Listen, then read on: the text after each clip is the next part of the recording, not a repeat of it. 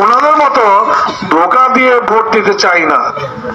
ওনারা নির্বাচনের আগে বলেছে আমি হলাম বড় আওয়ামী লীগার, আমার চাইতে বড় আওয়ামী লীগার কে আছে? শেখ হাসিনা আমাকে প্রেসিডিয়াম মেম্বার বানাবে, আবার মন্ত্রী বানাবে, এই সমস্ত ধোকা দিয়ে নৌকা মার্কায় ভোট নিয়েছেন।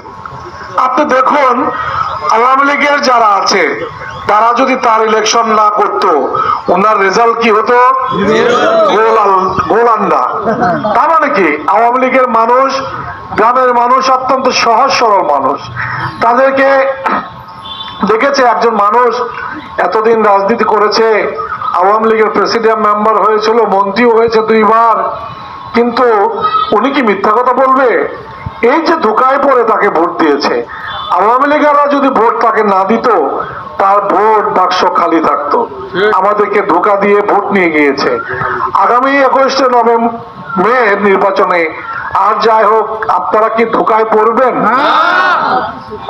এই কালিহাতির মানুষ আর ধোকায় পড়তে চায় না।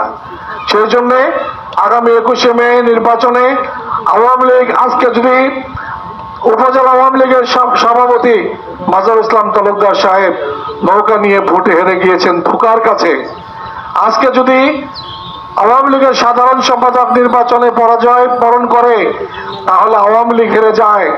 আওয়ামী লীগ হারলে শেখ হাসিনা হেরে যায়, শেখ হাসিনা হারলে বঙ্গবন্ধুর আত্মা কষ্ট পায়।